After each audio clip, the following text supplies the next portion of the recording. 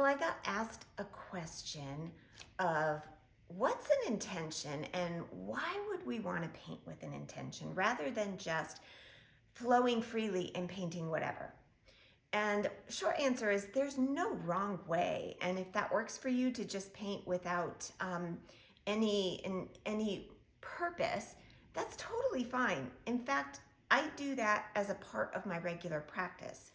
But here's the difference for me that I have found really bridges the gap with the viewer. So I will lay down those initial layers of just, I call them play.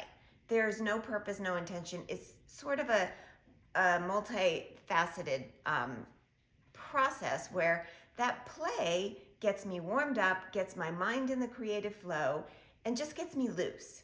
And I'm not judging. It's kind of like a warm-up when you do exercise. You know, you just sort of got to get going. And then at some point, I transition. I after, you know, putting it in there for a little bit of just playtime, I transition into a more purposeful practice. And so for me, that means having an intention. And all that is a purpose, of something I want to communicate in my art, something that reaches the viewer, connects with them, and it connects with me. So my art has a deeper, more meaningful purpose. That's all an intention is. And so I have two examples here of things that I painted. These are just some small works that I painted with an intention. This one, both of them, honestly, their intentions are very similar, and that is, well, it's the same. It's to create a sense of rest. Just about all my paintings come from that standpoint for me. And that goes back to why I got into painting, and yours will probably relate strongly into your main reason for painting.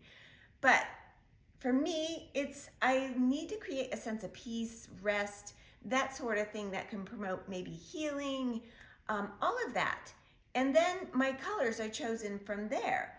So I still use bright colors, but the way I use them may be a little different than someone else because I'm not going for a big, bold, crazy statement. I'm going for more of a subtle relaxation, a sense of ease and that sort of thing. So taking a look at this painting is called Be Still. And now these are part of my abstract landscapes that I've been working on lately. And so even though they are two different color palettes, this one is called At Rest, I believe. I have so many titles I can't remember right now, but they're very closely related. So you can see here, at least I hope, that my intention of bringing a sense of ease, peace, overall calmness to the paintings comes out. And this one is done with a palette of colors I love. So these blue greens, and then with the warm earthy browns. And there's actually, there's a lot of red iron oxide in here. And I sort of experimented and found that it made a really cool color combination. And so I just went with it, and I was able to get that peaceful feeling out of a landscape here with those colors. And I love it. And that's all that matters, is that you love it, you connect with it. And once you connect with it, you can then bring about a story for the viewers. And so the same thing here with this one, totally different color palette. And this is a brighter color, but I was going more for a relaxed, calming vibe, but a little uplifting, right? And that's what I get from those colors. And this actually, it ended up being like a red-orange, but that's not the color I used. Side note, it's a fluorescent pink mixed in with, I think, a little bit of red iron oxide or transparent yellow iron oxide, one of the two. And it just gave this beautiful blend and naturally harmonized the two colors in the process, which I thought, wow, that's cool. And I still was able to keep the intention of the calmness because of all of this up here and a little bit of that earthy brown down here. And for me, the brown really, I find it grounding and soothing. And I never, ever would have used brown had I not dove into my intentions deeper. I just thought when I was a novice painter, like, brown is like one of the ugliest, useless color. Why would you want to put it in your art? Why? It's like everywhere. I don't need to bring more of it in. But boy, was I wrong when I dove into it deeper. Brown, and now that I live in the desert, there's a lot of brown around us, but like the brown is so grounding, calming, and soothing. And so you play with those colors. And so from my intention of bringing out peace, I saw the value of the brown in these paintings, especially landscapes, abstract landscapes.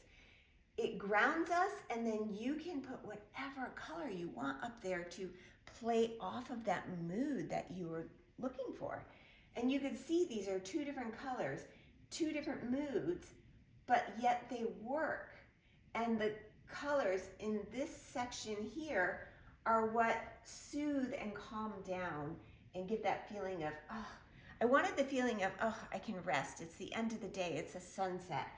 That's what I was going for. And this just reminded me, and I called it Be Still, because it reminds me of those days when I'm just standing out in the open fields in the deserts, and we have these beautiful skies, and sometimes with the rain and the overcast and all of that comes, just the colors, the way they reflect off the ground, and with the sometimes green rocks and blue rocks that you have to take a look at sometime, reflects back at the sky. And the same thing with the sunsets. We have a time of day, because the ground here is more on the golden side, and so when the sun gets very orange at sunset, it reflects on the ground, and the ground turns this beautiful shade of orange. And it doesn't last very long, but when you can capture it at that sunset time, it's just magical.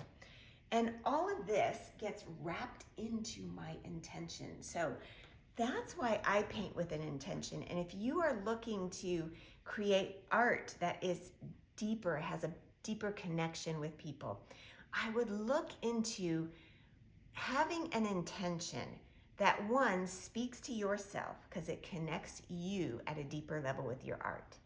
And then it allows you to communicate that purpose with the viewer or potential buyers if you're looking to sell your art. That's the magic. Anyone can create a piece of art, but like what most people want when they purchase original art is they want to know the story, the meaning, the artist. Why did they do that? And if you can bring that all together, not only will it create stronger art for you, but it'll create much stronger connections to the art for your potential clients.